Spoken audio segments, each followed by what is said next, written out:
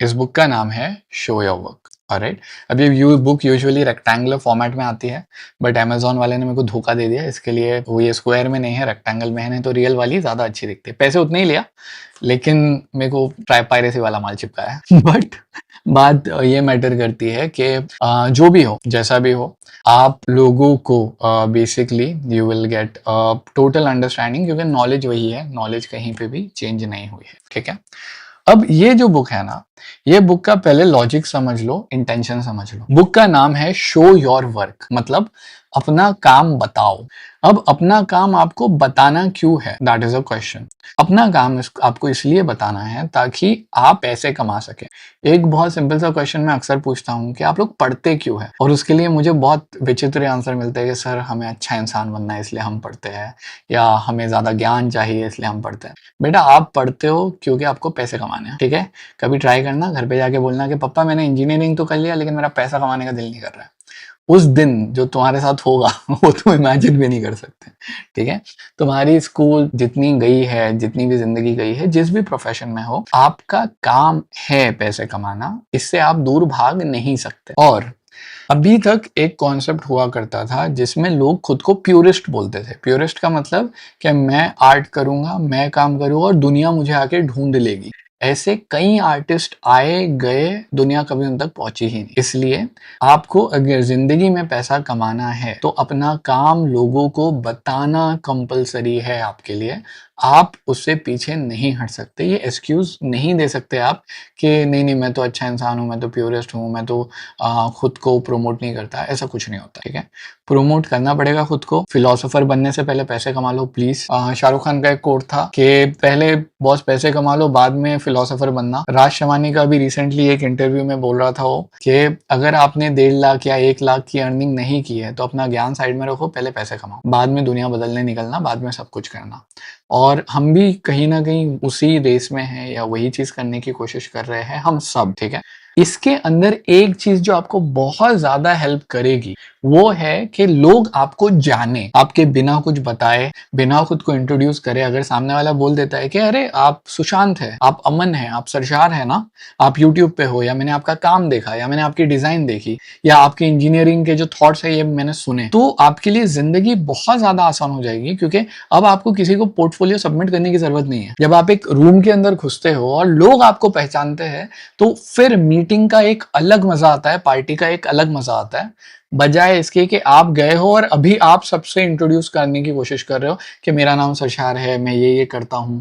फिर आपके लिए काम बढ़ जाएगा, उसमें ईगो का कोई प्रॉब्लम नहीं है, काम बढ़ जाएगा। ठीक है, लेकिन अगर आपको लोग पहले से ही जानते हैं कि आप ये हो, आप ये करते हो, आपका वक्त ऐसा है, आपका काम ऐसा है, और सब आपको उस हिसाब से जानते हैं, तो फिर आपका वक्त इंट्रोडक्शन देने में नहीं जाता है, फिर आप डायरेक्ट काम की बात करते हो। और उसके लिए अपना काम दुनिया को बताना बहुत ज्यादा जरूरी है। इसका जो पहला चैप्टर है वो है माइंडसेट के बारे में। देखो, कोई भी ऑथर जब किताब लिखता है ना, तो किताबें होती है आराम से बैठ के पढ़ने के लिए, कि आप बेड पे बैठोगे या सोफे पे बैठोगे या लाइब्रेरी में बैठोगे और किताबें पढ़ोगे, तो वो किताब को उस हिसाब से लिखता है। और इसलिए इस पर्टिकुलर बुक के अंदर ऑथर शुरू करता है माइंडसेट से। वो सबसे पहले आपका माइंडसेट बदलता है कि आप जो भी सोच रहे थे और आप जो भी समझने की कोशिश कर रहे हो, इसमें ये बुक आपको क्यों पढ़नी चाहिए। मतलब आपने बुक खरीद के तो लेके आ गए, लेकिन ये बुक आपको पढ़नी क्यों चाहिए और इसको अप्लाई क्यों करना चाहिए, इसकी दलील वो कम से कम पहले 1-2 चैप्टर में देता ही है। हर ऑथर देता है, सिर्फ ये नहीं, हर ऑथर देता है।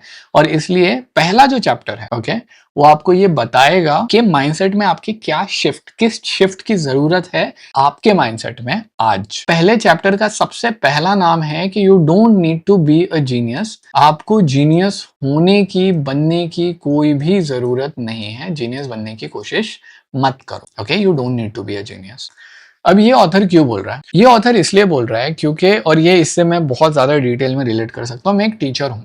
तो जब भी मैं फोटोग्राफ शेयर करता हूँ ना, तो मुझे ऐसा लगता है कि मेरे फोटोग्राफ दुनिया के सबसे अच्छे फोटोग्राफ होने चाहिए। क्यों? क्योंकि मैं फोटोग्राफी का टीचर हूँ। अब जाहिर सी बात है, हमेशा उतने अच्छे फोटोग्राफ नहीं होते। कई बार मैं अपने फोटो शेयर करते करते रह जाता हूँ, और ये रियल है, ये मुझे फील होता है, अभी भी फील होता है कि यार ये इतने गंदे फोटो मैं अगर शेयर करूंगा जो मुझे अच्छे लग रहे हैं, लेकिन दुनिया के हिसाब से ये वो बेंचमार्क पे नहीं है, तो फिर मेरे लेक्चर में पढ़ने कौन आएगा? फिर लोग मुझे देख के पसंद करेंगे, नहीं करेंगे, उनको अच्छा लगेगा, नहीं अच्छा लगेगा, 10 चीजें दिमाग में आती है।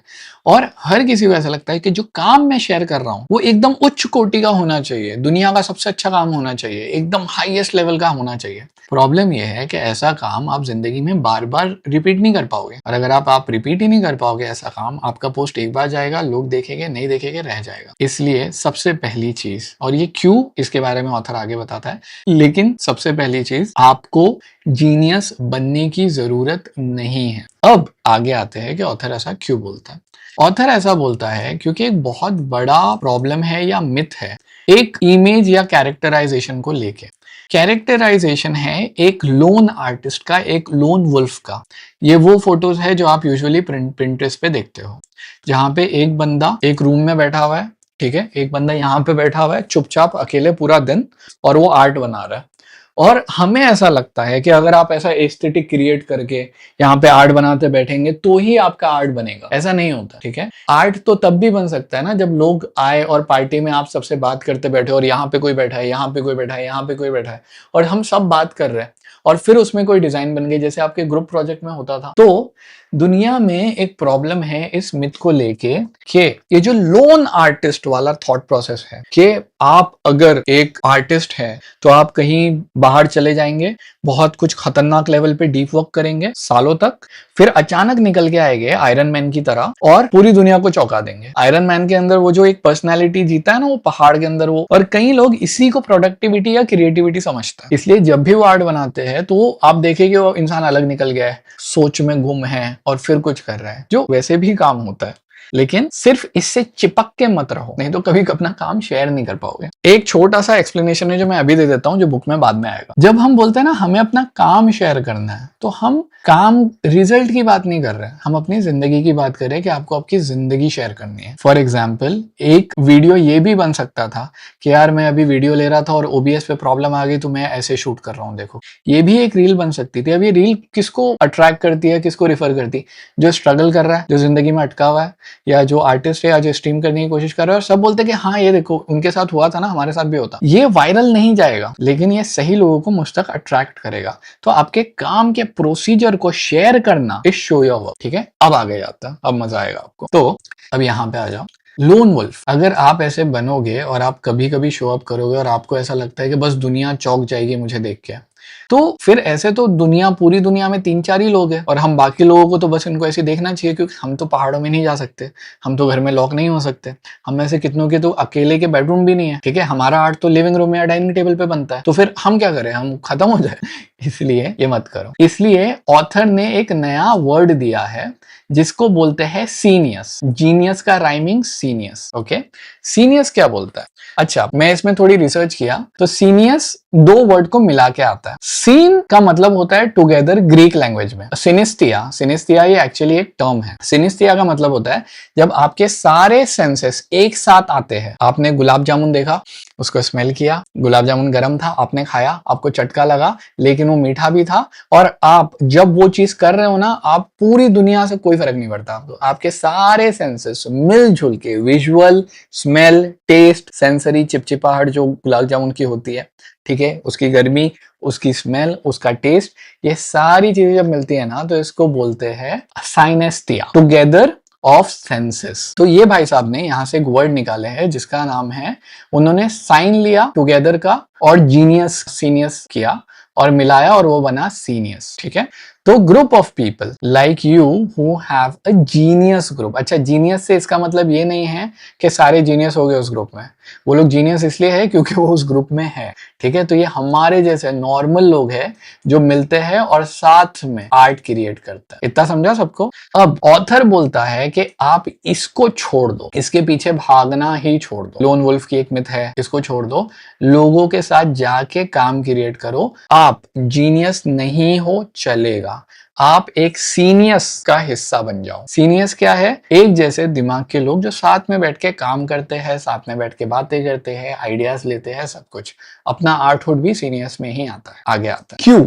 तो सबसे पहले क्रिएटिविटी थ्राइव करती है कम्युनिटी में। जब आप एक कम्युनिटी में बैठते हो तो आपको 3 चीजें मिलती है मेरे हिसाब से। पहला, एनवायरनमेंट। कि फॉर एग्जांपल अभी आप अपने घर पे ड्राइंग कर रहे हो, शायद आपका दिल हो नहीं हो, लेकिन आप अगर इधर आ जाओ, इस रूम में आ जाओ, ठीक है, और आप ये टेबल ले लो और इधर बैठ कर ड्राइंग करो, तो शायद आपका ड्राइंग करने का एक्सपीरियंस थोड़ा बढ़ जाएगा। दूसरी बात, समझ लीजिए आप मेरे साथ ड्राइंग कर रहे हो, I am a painting drawing teacher also, illustration. तो अगर तुम गलत ड्राइंग करोगे मैं तुमको चिल्लाऊंगा नहीं, क्योंकि मुझे पता है कि करने दो, चलता है। तो एक सेफ स्पेस मिल जाता है, ठीक है। और तीसरी चीज, इंसान। एक और इंसान मिल जाता है, 2 लोग मिल जाते हैं, 3 लोग मिल जाते हैं, जिनके साथ में आप ये काम कर सकते हो। So when you basically go here ना, you find environment, other people and you get a safe space. ये आपको मदद करता है आपकी क्रिएटिविटी को आगे बढ़ाने में। अब जब ये होता है ना, तो आपका जो आर्ट है वो कॉन्वर्जेशन का हिस्सा बन जाता है। फॉर एग्जाम्पल, अगर मैं दूसरे यूट्यूबर्स के ग्रुप का पार्ट हूं, तो अगर ये चीज हुई, और समझ लो यही रील जिसको मैंने बोला कि मेरा अभी जिनको यूट्यूब पे जो बाद में देखेंगे उनको पता है, समझ में नहीं आएगा। एक्चुअली हमारा थोड़ा इश्यू हो गया था स्क्रीन शेयरिंग का, ठीक है। अब जो यूट्यूबर है दूसरे, वो इस पे मेरे को मैसेज करके, कमेंट करके या पर्सनली टेक्स्ट करेंगे कि भाई तू ना ऐसा ऐसा कर। अभी ये लिटरली तुम लोग को मैं बताऊं, मेरा एक दोस्त है, जब मैंने वीडियोस नए नए रिकॉर्ड करना शुरू किया था आज से 4 साल पहले, तो मेरी आवाज बहुत खराब आती थी क्योंकि मैं कैमरा के माइक्रोफोन से रिकॉर्ड करता था। तो उसने एक बार मुझे पर्सनली मैसेज किया और उसने बोला कि देख तेरी आवाज वीडियोस पे बहुत खराब आ रही है, तू ये वाला माइक्रोफोन खरीद ले। वो टाइम पे कुछ 8,000 का था। मैं बोला था भाई इतने पैसे नहीं अपने पास, वो भी यूट्यूब में जाने के लिए। लेकिन अभी जब मैंने ये वाला माइक्रोफोन खरीदा, मैंने सबसे पहले उसको मैसेज भेजा था कि देख, you cared and that is why I am sharing this with you, I recently got this. अब ये क्यों हुआ? क्योंकि मैंने मेरा काम किया, मैंने मेरा काम शेयर किया, तो उसने मेरे को फीडबैक दिया। मेरा काम एक कॉन्वर्जेशन बन गया for the people who cared, समझा? तो ये भी आपको वही बोल रहा है कि जब आप लोगों के साथ में काम शेयर करते हो, तो यहाँ पे आपका कन्वर्जेशन, आपका कॉन्सेप्ट, आपके आइडियाज, आपका आर्ट एक कॉन्वर्जेशन बन जाता है। और इससे आपको मिलता है पॉइंट 3, फीडबैक एंड इंस्पिरेशन आगे जाने के लिए। और आप, क्योंकि आप इंसान हो, हम ज्यादा सीखते हैं इससे। तो कभी भी इस मिथ में मत पड़ो कि मेरे को एक लोन वुल्फ बनना है। आपको एक सीनियर्स ज्वाइन करना है अगर आपको जिंदगी में आगे बढ़ना है तो। जितने भी लोग, और ये मेरा फेवरेट पॉइंट है, जितने भी लोग आप देखोगे ना, जिनको भी आप जीनियसेस मानते हो, वो एक्चुअली एक बहुत बड़े सीनियर्स का हिस्सा है, ठीक है। बॉलीवुड पे पहले जाता है। अगर आप नवाजुद्दीन सिद्दीकी, जिनको बहुत बड़ा मानते हैं, उनका वो अकेला बंदा नहीं है, उनका ग्रुप है। वो राजपाल यादव के टीममेट थे, तिग्मांशु धूलिया के साथ उन्होंने काम किया है, मनोज वाजपेयी, ये लोग वो टाइम के साथ के हैं। ये लोग एक ग्रुप का हिस्सा है और पूरा ग्रुप एक साथ ऊपर उठा है। सेम चीजें, इनको हटा दो, नसीरुद्दीन शाह, ओमपुरी, रत्ना पाठक शाह, उसके बाद में पंकज कपूर, ये सारे लोग एक इससे पहले के सीनियर्स के हिस्से थे।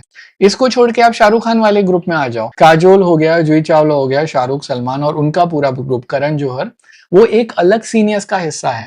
ये लोग साथ में बैठते हैं, साथ में काम करते हैं और साथ में ग्रो करते हैं। हॉलीवुड में भी आपको देखने मिल जाएगा। जितने आर्ट की चीजें होती है, अगर आप किसी को देखो, फॉर एग्जाम्पल पेंटर, उनका एक अलग ग्रुप है। फॉर एग्जाम्पल फोटोग्राफर, उनका एक अलग ग्रुप है। जब आप साथ में लोगों के रहते हो ना, वो आपको फीडबैक, आपका कोर्स करेक्शन, आपका आइडिएशन, वो आपको सब प्रोवाइड करता है। और ये आपको बॉलीवुड में तो मतलब जिसको इन लोग कैंप बोलते हैं, आप कैंप के हिसाब से, which is usually not a good term, कि लोगों ने अपना कैंप बना लिया, वो दूसरों को अवॉइड कर रहा है। बट उसको छोड़ के अगर हम लोग सीनियर्स के हिसाब से बात करें, आपको रियलाइज होगा कि जितने भी लोग जिनको आप अकेले में जीनियस बोलते हो, उनका एक पूरा पैनल है। अगर अनुभव सिन्हा कोई पिक्चर बनाते हैं तो उससे पहले 3 उनके डायरेक्टर दोस्तों को दिखाएंगे कि देख इसमें कोई गलती है क्या। अगर अनुराग कश्यप कोई पिक्चर बनाते हैं तो दूसरे लोग देखते हैं उसको, ठीक है, समझ में आ रहा है? उनका एक ग्रुप है। तो आप अपना एक ग्रुप तलाश करो, और फिर जब आप इस ग्रुप से उभर के निकलोगे, क्योंकि ये लोग आपको तराशेंगे, ये लोग आपको बोलेंगे कि सही से खेल, गलत से खेल, सही से बना या कुछ कर। खेल मैंने इसलिए बोला क्योंकि यही चीज क्रिकेट या फुटबॉल में भी होती है ना, उनका ग्रुप उनको ऊपर उठाता है। और व्हेन आई से ग्रुप ऊपर उठाता है, इसका मतलब ये नहीं है कि खाली नेटवर्किंग में ऊपर उठाता है, वो तो होता ही है, लेकिन खेलने में, साथ में। फॉर एग्जाम्पल अगर आप इनका देखो, जो कास्टिंग डायरेक्टर है, मुन्ना भैया के साथ में वो था ना मिर्जापुर में, जिसको यहाँ पे स्लिट करता है थ्रोट में, उसका नाम याद नहीं आ रहा है, वो अभी बंदा काफी बड़ा कास्टिंग डायरेक्टर है। उनका अपना एक ग्रुप है, वो लोग कॉलेज के टाइम से साथ में थे, और फिर एक आया, उसने दूसरे को बोला चल ठीक है मैं तेरे को हेल्प करता हूँ, तीसरे को हेल्प करता हूँ, और फिर वैसे है। बोलने का मतलब ये कि अकेले रहना, ये जो थॉट प्रोसेस है ना, अभी से ये खत्म। अभी से हम अपना ग्रुप ढूंढने की कोशिश करेंगे, वो लोग जो हमारे जैसे हैं, क्योंकि इनमें रह के ही आपकी रियल जीनियस बाहर आएगी। तो अगर इनके साथ में बैठना है और इनके साथ में कनेक्ट करना है, तो आपको तो जीनियस होना पड़ेगा। नहीं, गलत। आपको होना पड़ेगा एक एमेच्योर। एमेच्योर क्यों, वो आगे समझाया है। दूसरा पॉइंट आता है, आपको एमेच्योर बनना है। अब एमेच्योर जो वर्ड है ना, वो कहीं ना कहीं फ्रेंच से डिराइव हुआ है। अमोर बोला जाता है लव को, इफ आई एम करेक्ट, मुझे फ्रेंच नहीं आता। अमोर बोला जाता है लव को, जितना भी मैंने पिक्चरों में सुना है। पर्टिकुलरली एमेच्योर का मतलब ये होता है, अच्छा एमेच्योर का हिंदी ट्रांसलेशन किसी को आइडिया है क्या है? बहुत अलग है। एमेच्योर हिंदी में, एमेच्योर को बोलते हैं शौकिया इंसान। तो जो भी आदमी शौकिया तौर पे कुछ भी करता है, हम लोग को ये कभी कभी वो कनेक्ट करने में दिक्कत होती है कि इंग्लिश में एमेच्योर है तो हिंदी में नौसिखिया, नहीं, शौकिया। वो इंसान जिसको अपने काम से प्यार है, जिसको फर्क नहीं पड़ता, वो एमेच्योर है। ठीक है, जो आया है वो 10 चीजें ट्राई करेगा, 25 चीजें करेगा, 10 नई चीजें निकालेगा, उसको कोई टेंशन नहीं है। ऐसे इंसान को बोला जाता है एमेच्योर, जो अभी सीख रहा है। चार्ली चैपलिन ने कोर्ट में बोले थे कि हम पूरी जिंदगी एमेच्योर ही रहते हैं, हमारे पास इतना लंबा टाइम है ही नहीं कि हम किसी भी चीज के मास्टर बन जाए। तो आप कभी भी किसी बड़े इंसान को देखोगे ना बात करते हो, यही बोलेगा कि अभी मैं ट्राई कर रहा हूं। तो अगर आपके दिमाग के अंदर ऐसा है कि मुझे मेरा काम शेयर करना है तो मुझे तो जीनियस बनना पड़ेगा, नहीं भाई, जीनियस बनने की कोई जरूरत नहीं। ठीक है, एमेच्योर बनो। अब amateur is somebody who is in love. इनके पास एक एडवांटेज होता है प्रोफेशनल्स के कंपैरिजन में, कि इनके पास कुछ लूज करने को नहीं है। ठीक है, और ये मेरा ही एग्जाम्पल है। अगर मैं फोटोग्राफी का टीचर हूं तो मुझे ऐसा लगता है कि मेरी फोटोग्राफी अच्छी होनी चाहिए, लेकिन स्टूडेंट को कोई फर्क नहीं पड़ता, कुछ भी अपलोड करेगा। ठीक है, और वो जरूरी है। तो you try anything and you share your results, which is very important. इसकी वजह से आप 3 चीजें करते हो। पहला तो आप चांसेस लेते हो ताकि आपका काम लोगों तक पहुंचे। दूसरा, आप एक्सपेरिमेंट करते हो, और बिलीव मी, जितने एक्सपेरिमेंटेशंस मैंने मेरी फोटोग्राफी सीखने के दिनों में किया था, अगर उसके इतने आधे एक्सपेरिमेंटेशन भी मैं अभी कर डालू ना, मैं मेरा लेवल अपग्रेड कर दूंगा। बट ये डर हमको रोक के रखता है कि यार ये करूंगा तो फिर मेरे बाजू वाले टीचर क्या सोचेंगे, या अगर मेरा एम्प्लॉयर कोई देख रहा होगा तो उसने अगर ये वीडियो देख लिया तो वो क्या सोचेगा। ये सारी चीजें हमारे दिमाग में आती है। ओके, और आखिरी है, आप अपने डिजायर्स को फॉलो करते हो। Being a novice photographer, being a novice artist, और being a novice anybody, even a coder, okay, और an accountant for that matter, आप अपनी डिजायर्स को फॉलो करते हो, वो करने की कोशिश करते हो जो आपको करना है, क्योंकि आपके दिमाग पे टेंशन नहीं रहता। इस वजह से आप वो करते हो जो प्रोफेशनल लोग नहीं कर पाते, और वो है नई डिस्कवरीज करना। ये प्रोफेशनल नहीं कर पाते भाई, इसमें प्रोफेशनल्स बहुत अटकते हैं, क्योंकि एक सेट हो गया पैटर्न, अब उससे निकलने की कोशिश नहीं करेंगे हम, क्योंकि वो तो काम कर रहा है, और फिर वहां पे अटक जाते हैं। मैं तुम लोगों को लिटरली बताता हूँ, जब मैंने पढ़ाना शुरू किया था ना, मैं अलग अलग एग्जाम्पल लेता था। अब वो एग्जाम्पल चलने लग गए कि मैं ऐसा पढ़ाता हूँ, मैं यहाँ पे बोलूंगा तो मेरे जो स्टूडेंट है उनको चीजें समझ में आ जाती है, यहाँ पे स्टूडेंट हंस देता है, यहाँ पे स्टूडेंट के दिमाग में ये चीज क्लिक होती है, यहाँ पे वो एक काम सुन लेगा। अब प्रॉब्लम ये है कि पिछले 10 या 20 लेक्चर से, जब से मैं वो फोटोग्राफी के पढ़ा रहा हूँ, मैंने वो एग्जाम्पल ही चेंज नहीं किया। वो एग्जाम्पल मेरा ही बनाया हुआ है, लेकिन मैंने उसको कभी हाथ लगा के चेंज ही नहीं किया। अब वो पत्थर की लकीर बन गया। तो जब भी मैं लेक्चर देता हूँ, मेरे सामने एक स्क्रिप्ट आ जाती है, देखिए ये स्क्रिप्ट पढ़नी है। प्रॉब्लम, मजा नहीं आता। ओके, जब तक स्क्रिप्ट बदलेगी नहीं, मजा नहीं आएगा, क्योंकि आप अगर एक ही चीज बार बार बोलोगे तो फिर आपका गेम खत्म हो जाता है, डिस्कवरी नहीं आती है उसमें। अच्छा, ये क्ले शिर्की, कॉग्निटिव सरप्लस इनका नाम है ऑथर का। उन्होंने बताया है कि क्रिएटिव वर्क का ना एक स्पेक्ट्रम होता है। स्पेक्ट्रम का मतलब एक एंड टू दूसरा एंड, मीडियोकर काम से लेके अच्छा काम, और ये बहुत दूर होता है। मीडियोकर से लेके अच्छे तक पहुंचने का जो सफर है काफी लंबा है, लेकिन ये सफर तय हो सकता है स्टेप से, जिनको बोलते हैं इंक्रीमेंट। और ये इंक्रीमेंट बहुत छोटा सा स्टेप होता है। आप कुछ नहीं कर रहे हो, आपने कुछ कर दिया तो एक इंक्रीमेंट हो गया, फिर दूसरा इंक्रीमेंट, फिर तीसरा इंक्रीमेंट, ये आपको मीडियोकर से गुड की तरफ लेके जाएगा। और जब आप एक एमेच्योर होते हो ना, तब आप ये इंक्रीमेंट्स बहुत जल्दी लेते हो। 10 बार सोचते नहीं हो आप कोई भी काम करने से पहले। और आप इंक्रीमेंट लेते हो, आप कुछ नहीं कर रहे थे, आपने कर दिया, काम आसानी से हो गया। One of the biggest problem with being a professional is, मैं कोई भी काम करने से पहले, इवन फोटोग्राफी में होता है मेरे साथ, मैं मेरे बच्चों को बोलता हूँ कि तुम लोग बिना सोचे समझे फोटो लो, कोई टेंशन मत लो। मैंने लिटरली में मेरी जेवियर्स की क्लास में मैंने उनको बोला, मतलब मैंने उनसे शपथ दिलवाई थी लेक्चर के स्टार्ट में कि कसम खाओ कि हम अगले जो 50 फोटो लेंगे वो बकवास लेंगे। सबने कसम खाई, फिर मैंने बोला अभी खड़े हो 50 बकवास फोटो लो। वो बच्चे हैं इसलिए वो कर सकते हैं, मैं नहीं कर सकता। मेरा पता नहीं क्यों मेरा प्रोफेशनलिज्म मेरे को रोकता है। मैं फोटो लेने की कोशिश करूंगा तो ऐसे तू क्यों ले रहा है, ये तू खड़े होकर सोच के ये बेटर कैसे होगा, ये ऐसे कैसे होगा, ये वैसे कैसे होगा। उस चक्कर में लोग डिस्कवरी नहीं कर पाते। ये डेविड फॉस्टर वॉलेस है। इस बंदे ने एक कोट लिखा है कि जो गुड नॉन फिक्शन राइटर होते हैं, नॉन फिक्शन मतलब वही बुक जो अपन पढ़ रहे हैं, non-fiction was a chance to watch somebody reasonably bright but also average, मतलब normal बंदा, pay close attention to things and think about them in far length on all sort of different stuff that most of us have a chance in our daily life। जो बंदा किताब लिखता है, फिर भले ही वो कोई भी किताब लिखे, ठीक है, जब वो किताब लिखता है तो वो एक नॉर्मल टॉपिक उठाता है, डीप वर्क काम करना, एटॉमिक हैबिट आदत है, शो योर वर्क शेयर करना। इस बंदे ने एक छोटा सा कॉन्सेप्ट लिया कि काम शेयर करना है, जो हम सब जिससे स्ट्रगल करते हैं, लेकिन फिर वो एकदम डिटेल में उसमें खो गया, क्योंकि वो किताब लिखने की कोशिश कर रहा है जो किताब किसी ने इससे पहले लिखी नहीं है। अब वो अगर गलत भी लिखे तो कौन बोलने वाला है, और फिर वो एमेच्योर होके और लिख सकता है और खोज कर सकता है और डिस्कवरी कर सकता है। इसी पैटर्न पे, इसी तरीके से हमको भी चलना। अब आगे आते हैं, ये सीख लो ऐसा। इन्होंने बोला है कि अगर, और ये रियल है, कि अगर एक बंदा किसी प्रॉब्लम से जूझ रहा है और वो दूसरे स्टूडेंट से पूछे ना, तो स्टूडेंट उसको हमेशा अच्छे तरीके से समझा पाएगा। क्यों समझा पाएगा उसको अच्छे तरीके से? क्योंकि अच्छा, टीचर से बेटर स्टूडेंट समझा पाएगा। व्हाई? बिकॉज टीचर उस प्रॉब्लम से 10 साल पहले गुजरा था और टीचर के लिए अब वो चीज थियोरी बन चुकी है। तो कोई भी मेरे पास जब आता है तो मैं बोलता हूँ हाँ ये ऐसा है, लेकिन जो स्टूडेंट्स उससे गुजरा है ना, उसके पास उसका एक्सपीरियंस है, उसके पास उसकी फील है, और वो फील के हिसाब से उसको आंसर देता है और वो चीज शेयर कर पाता है जो आज हो रही है। इसलिए अगर आप एक एमेच्योर है तो आप आज जो गलतियां करोगे वो आज के लिए ज्यादा इंपॉर्टेंट है लोगों से शेयर करने से, उनसे सीखने के बारे में और एक पावरफुल अंडरस्टैंडिंग और लर्निंग बनाने के बारे में। अब इसके बाद में एक एग्जांपल है कि एक सिंगर है जो एक बैंड को देख रहे थे और वो लोग बकवास गा रहे थे, लेकिन वो लोग मस्ती कर रहे थे पूरी दुनिया भर की, और उन्होंने बोला कि मुझे भी इनके साथ में मस्ती करनी थी इसलिए मैं शामिल हो गया।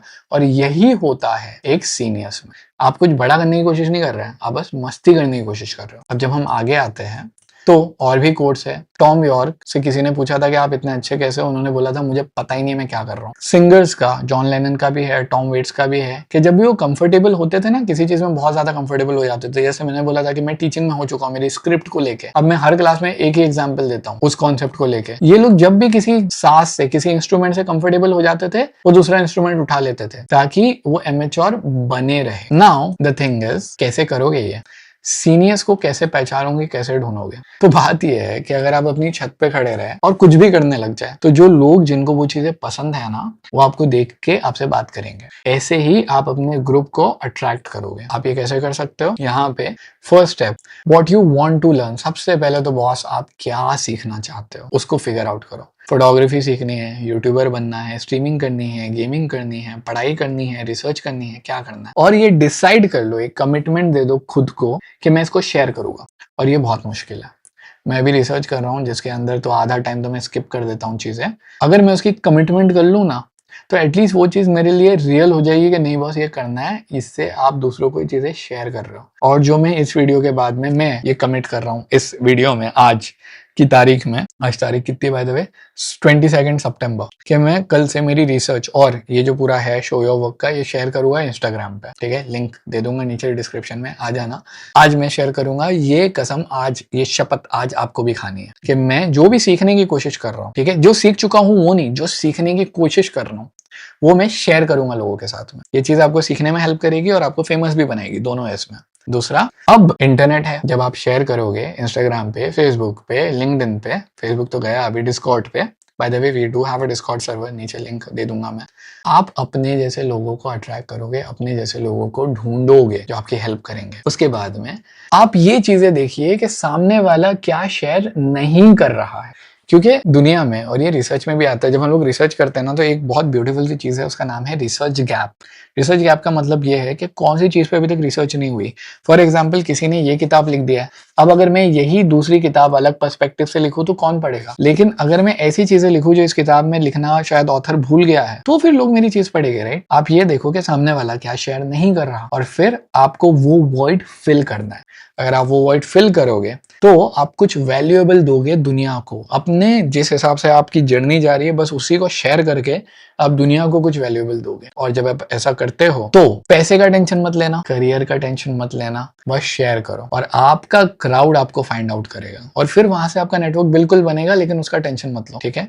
अभी जब मैं चैट देख पा रहा हूँ तो बसंत ने रिप्लाई किया है, गौरव ने रिप्लाई किया है, ओमकार ने, पूनम ने, सोनू ने रिप्लाई किए हैं। ये सीनियर्स है, आप लोग सीनियर्स हो, हम सब साथ में हैं। हमें नहीं पता पैसा कमाएंगे या नहीं कमाएंगे, ठीक है? हमें नहीं पता करियर होगा कि नहीं होगा, लेकिन अभी जहां पे हम हैं हमको मजा आ रहा है, और हम जो कर रहे हैं उसमें हमको वैल्यू मिल रहा है, तो हम शेयर कर रहे हैं। और आप लोग मेरा क्राउड हो जो यहाँ पे अभी आज है मेरे साथ। सोचने वाली बात है ना? आप भी जो भी कुछ करोगे, आपका क्राउड आपके साथ धीरे धीरे धीरे आ जाएगा। जब शुरू हुआ था यूट्यूब, क्या पता था? मुझे थोड़ी पता था बसंत कौन है या पूनम कौन है। हम अकेले ही चले थे जाने पे मंजिल, मगर लोग साथ आते गए और रास्ता बनता गया। As simple as that. एक आखिरी चीज, इसी के अंदर एक और पैराग्राफ लिखा हुआ है कि आप अपनी वॉइस कैसे ढूंढोगे। देखो, जब भी आर्टिस्ट आते हैं ना, फोटोग्राफी में बोलो या फोटो वॉक्स में बोलो, ये एक बहुत बड़ा इशू आता है उनके पास कि मेरी आवाज क्या है। मैंने एक बार किसी से पूछा था, बेसिकली हम लोग नेशनल पार्क में थे, आई बिलीव हिरन थी, और हिरन सामने से पास हो रही थी, बहुत ब्यूटीफुल लाइट गिर रही थी उस पर, और मैं फोटो लेने ही वाला था। पर मैं बोला, यार मेरा कैमरा जितना भी है, जैसा भी है, थैंक गॉड, उससे 10 गुना बेहतर कैमरे हैं लोगों के पास। और उन्होंने, अगर मैं खाली डियर टाइप कर दूं इंटरनेट पे तो 1000 फोटो आ जाएंगे, तो फिर मेरा फोटो लेके क्या मतलब हो रहा है? मैंने कौन सा ऐसा अलग इन्वेंशन कर दिया कि लोग मेरा फोटो देखेंगे? बात यह है कि इन्वेंशन आपके सोचने से नहीं होगा। जब आप वो फोटो लोगे ना, तो आपके फोटो में कुछ गलतियां होगी जो दूसरों के फोटो में नहीं है, और ये गलतियां आपकी वॉइस क्रिएट करेगी धीरे धीरे, काम करते करते करते। तो आपको वॉइस ढूंढने के लिए एक्शन लेने की जरूरत है। ये एक बंदे हैं जो फिल्म क्रिटिक थे। अब फिल्म क्रिटिक का काम क्या होता है? ये पिक्चर गंदी है, ये इसके अंदर ये गलती किया, ये गलती किया, ये गलती किया, ये पिक्चर अच्छी है, इसके अंदर इसने ये सही बनाया। ये फिल्म क्रिटिक का काम होता है, बैठ के बोलना, बराबर? उस बंदे की आवाज ही चली गई, अब क्या करेगा? और जब उनकी आवाज चली गई, पहले तो उनका मतलब हॉस्पिटलाइज थे बहुत टाइम तक, उसके बाद में डॉक्टर ने बोल दिया कि भाई आज के बाद आप बोल नहीं सकते। तुम्हारे हिसाब से उसने क्या किया होगा? उस बंदे ने ट्विटर पे, आई बिलीव उनका पेज भी है, उनके पेज पे लिखना शुरू किया, सारी चीजें जो भी उनके दिमाग में आता था। किसी एक्टर से मिले थे, वो लिख दिया, ये पिक्चर अच्छी है, वो लिख दिया, और ये उनका एक्सप्रेशन बन गया। तो ये लिटरली एंड फिगरेटिवली बोथ, ये इनकी वॉइस बन गई। तो उन्होंने बोला था कि इंटरनेट ने मुझे जबान दी है, और अब ये मेरा तरीका बन गया है लोगों के साथ अपना थॉट प्रोसेस शेयर करने का। जब उन्होंने ये करना शुरू किया तो कई लोगों ने उनको रिप्लाई किया, कई लोग उनसे जुड़े। बात यह है कि आपको काम करना। और जब वो बेसिकली वो रिव्यू करते थे या वो पोस्ट करते थे ना, वो ऐसे पोस्ट करते थे कि जैसे जिंदगी मौत का मैटर है। वो बंदा जान निकाल के लिखता था। क्यों? क्योंकि लिटरली अगर आप देखा जाओगे तो जिंदगी मौत का ही मैटर था उनके लिए, क्योंकि उनका जॉब है, जॉब गया। अब अगर वो बोलेंगे नहीं, बोल तो सकते ही नहीं है, तो कोई सुनेगा कैसे? ये आपके लिए भी अप्लाई करती है, क्योंकि अगर आप इंटरनेट पे नहीं दिखते मतलब आप नहीं है। तो अगर लिंक्डइन अकाउंट नहीं बनाया है, बना लो। मुझे पता है इस वीडियो को बहुत सारे जो ऑफिस में अभी जाना जिन्होंने शुरू किया है या जो पढ़ाई कर रहे हैं वो लोग देख रहे हैं। लिंक्डइन अकाउंट बढ़ा लो, जितना उस पर शेयर कर सकते हो, अपना थॉट प्रोसेस, अपना काम शेयर करना शुरू करो। अगर आर्टिस्ट को बिहांस पे अकाउंट बना लो, इंस्टाग्राम पे अकाउंट बनाओ, आपको लोग वहीं से मिलेंगे। कल के कल नहीं मिलेंगे, 1 साल में मिलेंगे, 6 महीने में मिलेंगे, लेकिन मिलेंगे वहीं से। आपको अपना काम शेयर करना है, यही आपकी आवाज बनेगी। हाँ, if your work is not online then it honestly does not exist. That is why the author has written this book, you have to show your work. एक लास्ट चीज, इसके अंदर मैं ऐसा थोड़ा इमोशनल हो गया था और मैं ओबिचुअरी डालने वाला था। ओबिचुअरी उसका मतलब होता है श्रद्धांजलि, लिखते हैं ना हम लोग इसके अंदर, न्यूज़पेपर के अंदर, कि कोई किसी की डेथ हो गई है और वो लाइफ में ऐसे थे या जो भी थे। तो ऑथर बोलता है कि आप ओबिचुअरी रीड करो। तो मैं चाहता था कि तुम लोग को कुछ इफेक्ट मिले इस वीडियो में, इसलिए मैं ओबिचुअरी ऐड करने वाला था। फिर मुझे ऐसा लगा कि पहले इंसान जा चुका है, अभी जबरदस्ती वीडियो में उसकी ओबिचुअरी डालना फैमिली को अच्छा नहीं लगेगा, उसके हिसाब से भी अच्छा नहीं होगा, इसलिए मैंने ऐड नहीं किया। लेकिन आप कभी भी कोई भी चीज शेयर क्यों नहीं करते? क्योंकि आपको डर लगता है कि मेरा जॉब चला जाएगा, या मेरे लोग मेरे को कुछ बोलेंगे, या मेरी फैमिली वाले कुछ बोलेंगे। आधे लोग यूट्यूब इसी डर से शुरू नहीं करते कि फैमिली वाले क्या बोलेंगे। लेकिन अगर आप ये ध्यान में लेके आए कि आपका वक्त इस दुनिया में बहुत कम है, आप कब चले जाओगे पता भी नहीं चलेगा। जब आपके दिमाग में ये चीज आ जाएगी ना, तो आप दुनिया से डरना बंद कर दोगे। और इसलिए ऑथर बोलता है कि ओबिचुअरी रीड करो, और ये रियल है कि जब लोग नियर डेथ एक्सपीरियंस के पास जाते हैं, उनकी लाइफ बदलती है। अब क्या तुम्हें नियर लाइफ एक्सपीरियंस के पास जाना है? बिल्कुल नहीं, ठीक है। कुछ जरूरत नहीं है नियर एक्सपेरिमेंट करने की, don't try this at home. लेकिन जितने भी लोग नियर डेथ एक्सपीरियंस के साथ गए हैं, उन्होंने ये चीज नोटिस की है कि उनकी लाइफ बदलती है। ऑथर ने इसके अंदर 4 एग्जाम्पल लिए, चारों एग्जाम्पल के बारे में हम बात करेंगे। एक जो डायरेक्टर है स्टार वॉर्स के, उनका कार एक्सीडेंट हुआ था, ऐसा लगा था कि जिंदगी बस खत्म हो गई है। और फिर जब उन्हें जिंदगी मिली तो उन्होंने ऐसा लगा कि बस इसके बाद हर एक दिन अब मैं धमाल मचाऊंगा, क्योंकि हर एक दिन एडवांस है।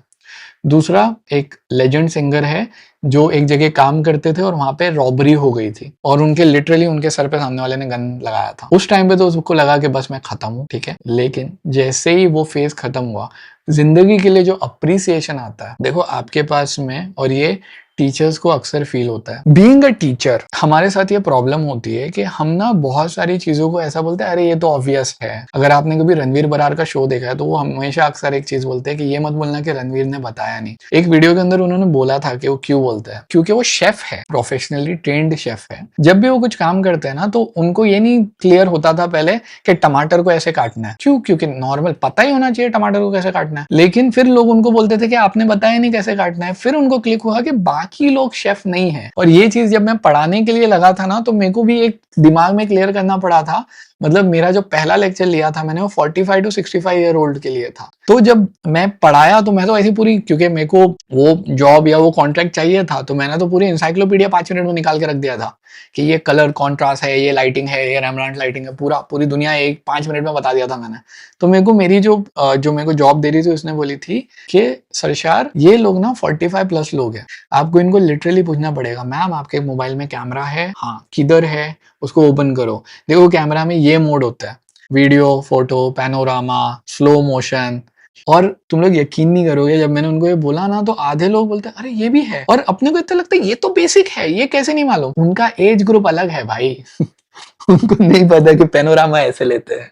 तो इसलिए आपकी जिंदगी में बहुत सारी ऐसी चीजें हैं जो आपके लिए बहुत ज्यादा ऑब्वियस है, आपको नहीं पता। लेकिन दूसरे लोगों के लिए वो चीजें या तो उतनी ऑब्वियस नहीं है, या तो वो ना मिलती चीज है उनकी जिंदगी में अभी भी। या तो वो लग्जरी है, फिर वो टाइम हो सकता है, पैसा छोड़ दो, टाइम हो सकता है, कॉन्टेक्ट हो सकता है, नेटवर्क हो सकता है, कुछ भी हो सकता है। जब आप ऐसे फेज से गुजर के आते हो जहाँ पे आपकी जिंदगी खत्म हो गई थी, आपको लग रहा था कि बस इसके बाद तो लाइफ है ही नहीं, और अचानक से आपको समझ में आता है कि अरे मेरे पास तो जिंदगी है, ये सारी ऑब्वियस चीजें आपके लिए रियल हो जाती है। ऐसा समझो अचानक से मेरी जगह कोई और इंसान आया और उसको अचानक से लगा अरे मेरे पास तो ऑडियंस है, ये ऑडियंस अगर मैं बनाने जाऊंगा तो 2 साल लगेंगे। अब हमारे लिए ऑब्वियस हो गया है। क्यों? क्योंकि अपने को ऐसा लगता है कि हाँ ये मेरे लोग हैं। लेकिन अगर मेरा कोई फ्रेंड आके बैठे जो यूट्यूब पे नहीं है, उसके लिए ये बहुत बड़ी चीज लगेंगे उसको। हम स्ट्रगल में कई बार चीजें देख नहीं सकते, सारी आपकी लाइफ के साथ यही है। अभी तक आपने जितनी पढ़ाई की हो, अभी तक आपने जो अचीव किए हो, अभी तक आपके तो दोस्त बने हैं, अगर ग्राउंड लेवल से शुरू करने जाओगे ना, सालों लगेंगे उस दोस्त को बनाने में, ठीक है, उस पढ़ाई को लाने में, उस थॉट प्रोसेस को बनाने में। जब आप नियर डेथ एक्सपीरियंस से गुजरते हो, ये चीज अचानक से क्लियर हो जाती है आपके लिए। तो जब किसी को स्टैब किया गया थ्रोट में, बुक के अंदर एग्जाम्पल है, वो बोल रहे थे कि उसके बाद का जो 1 महीना था वो जिंदगी का सबसे अच्छा 1 महीना था। क्योंकि एक तो मैं बोल नहीं पा रहा था तो मैं चुप था, दूसरा ऐसा मजा आ रहा था लाइफ में कि यार मैं तो जिंदा हूं, ये तो मेरी लाइफ है, सारी चीजें अलग से दिख रही थी। एक दूसरे राइटर का एग्जाम्पल लिया था उन्होंने, जिसको जब ये बुक उन्होंने लिखी थी उनको 2025 में मेडल नहीं मिला था। जब मैं रिसर्च कर रहा था, जो जिनका उन्होंने एग्जाम्पल लिया है, उनका प्लेन के साथ में गीस जो होते हैं वो परिंदे, प्लेन के साथ में मतलब वो टकरा गए थे, तो प्लेन का एक्सीडेंट हो गया था। उसके बाद में वो मरे नहीं थे, वो 4-5 दिन तक बोले लिए जो फील आई थी मेरे को जिंदगी जीने में, बहुत ज्यादा मजा आया था। ओके, अभी उनको 2025 में मेडल मिलने वाला है उस राइटर को। ये नियर डेथ एक्सपीरियंस लोगों को चेंज कर देता है। कैसे चेंज कर देता है? ये उनको अवेयर कराता है जिंदगी के बारे में। अब क्या आपको नियर डेथ एक्सपीरियंस लेके जाने की जरूरत है? नहीं। क्यों? क्योंकि जिनके साथ नियर डेथ एक्सपीरियंस हुआ भी है ना, वो भी एक टाइम के बाद में भूल जाते हैं। एक टाइम पे आपको चीजें बहुत दिल से चाहिए थी, जब वो चीज मिल गई तो फिर ऐसा रहता है ये क्या है। इसलिए हमको रिमाइंडर चाहिए जिंदगी के रोज रोज रोज कि मेरी जिंदगी इतनी अच्छी है। इसलिए ऑथर बोलता है कि ऑबिचुअरी पढ़ो कि आज कौन मर गया और उसकी जिंदगी के बारे में क्या लिखा हुआ है। क्योंकि पहले तो आपको रिमाइंड कराता है कि वो जो टेक्स्ट है ना, वो मौत के बारे में नहीं हो, जिंदगी के बारे में, कि इंसान ने जिंदगी कैसे जी, उनको लोग कितना प्यार करते हैं। ठीक है, ये पहली चीज है। और दूसरा, ये आपको बताता है कि आप भी मरने वाले हो, आप भी कभी ना कभी मरोगे। ठीक है, और अगर मैं मरने ही वाला हूँ, खुद से नहीं है, जिंदगी जो नेचुरल है वो वाली डेथ, जब आप मरने ही वाले हो तो फिर इतना टेंशन लेने की क्या जरूरत है। So when you understand that, life becomes easy and you are able to basically share your work more, क्योंकि जब खत्म ही होने वाला है तो फिर किसी से क्या टेंशन लेना यार। That was the first chapter of the book show your work.